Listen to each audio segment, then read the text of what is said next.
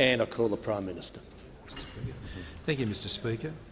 I move that the House records its sadness at the passing on the 10th of August 2019 of the Honourable Dr Alexander James Forbes CMG MC, a former minister and member for Barker, and place on record its appreciation for his remarkable public service and tender its profound sympathy to his family.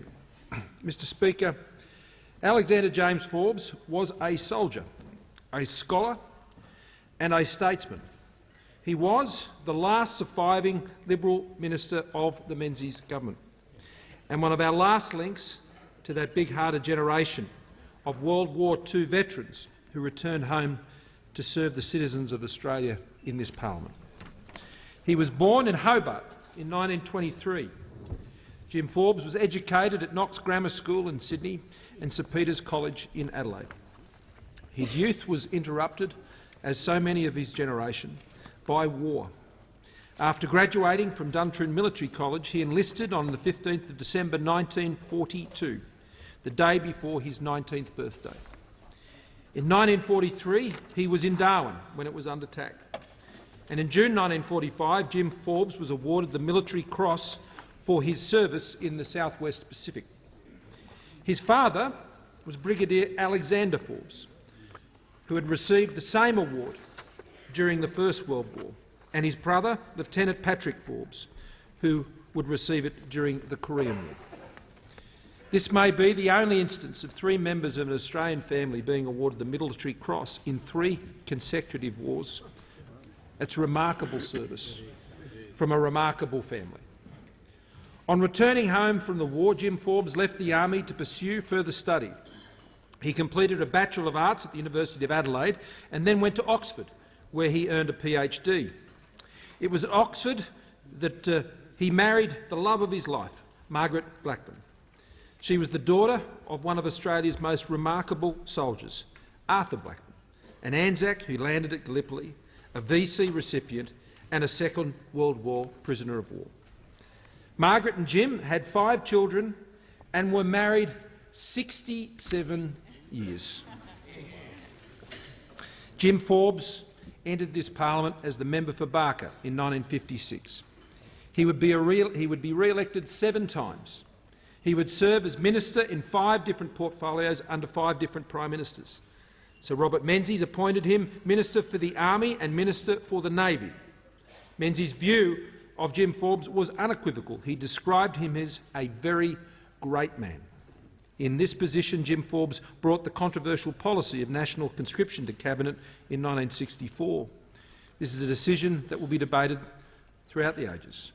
His argument was that conscription through a lottery was fairer than a voluntary army, where the burdens fell on some groups more than others.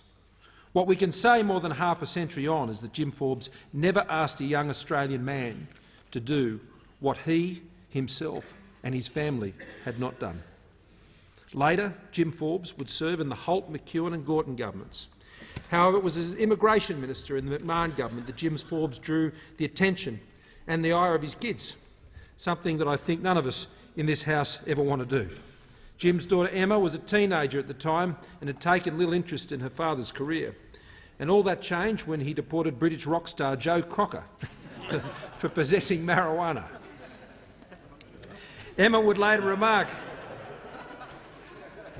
"Can you imagine being a teenager in 1972 and your father has just thrown Joe Cocker out of the country?" Jim Forbes retired from Parliament at the 1975 election, but he continued to serve his party and nation. Over the next decade, he would serve as federal president of the Liberal Party and chairman of Commonwealth Serum Laboratories.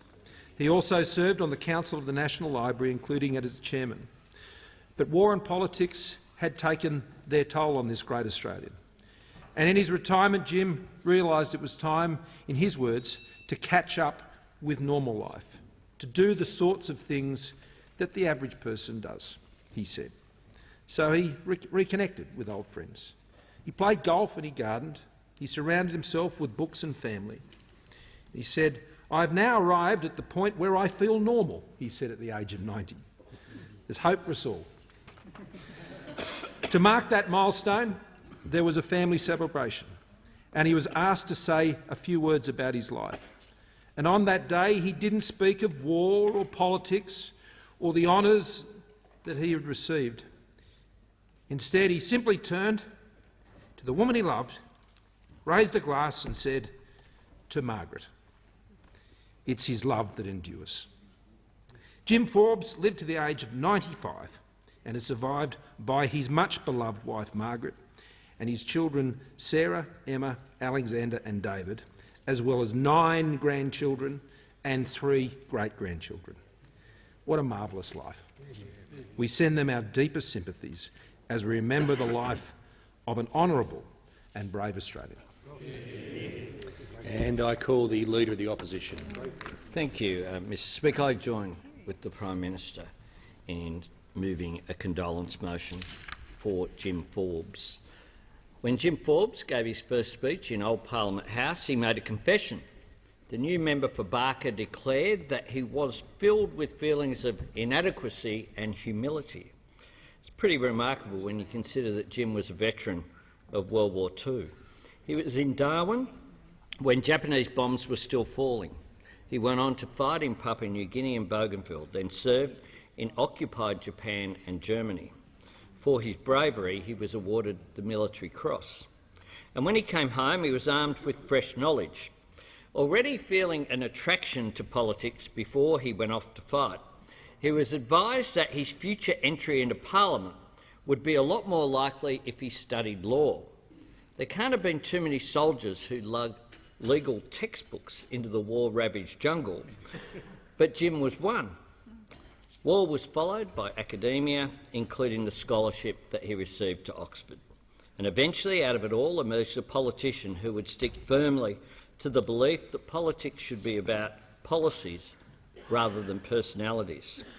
As Health Minister, he tried 3 times to launch campaigns against smoking.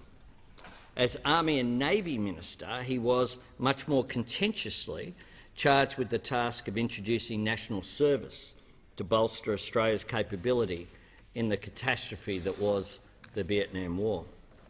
Jim was a firm believer in honesty and loyalty. He admired those who showed it and was strong in expressing his disgust when it was absent. He may have been a Liberal, but Jim had something in common with the Labor Party of the 1970s, in that he wasn't a big fan of Malcolm Fraser. Perhaps Jim had been spending too much time in the company of his young friend, a fellow called Paul Keating, because they stayed together at the Kurrajong Hotel. The rise of Fraser prompted Jim to call time on his parliamentary career, but he went on to serve as Vice President, then President of the South Australian Liberals, and as the Liberal Party's federal president.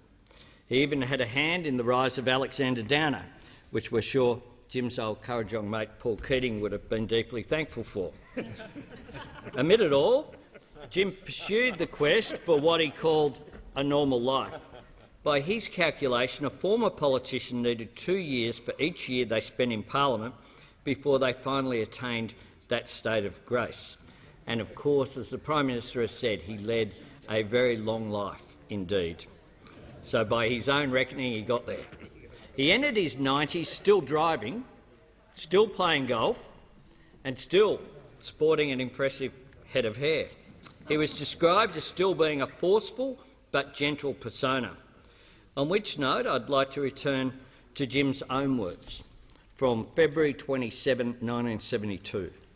They resound with the empathy you might expect from a man who was one of the critical people in the dismantling of the White Australia policy that have made modern Australia a much better country today.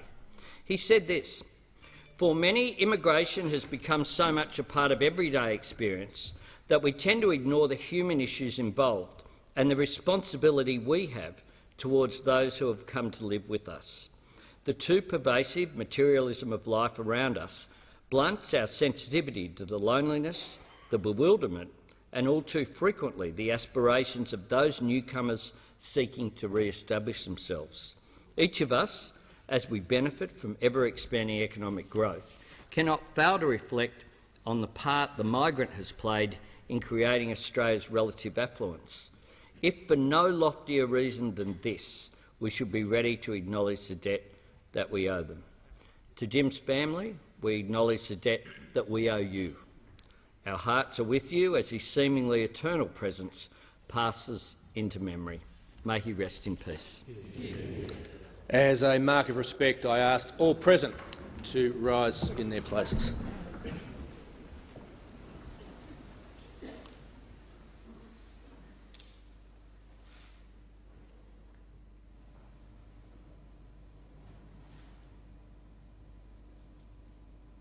I thank the House.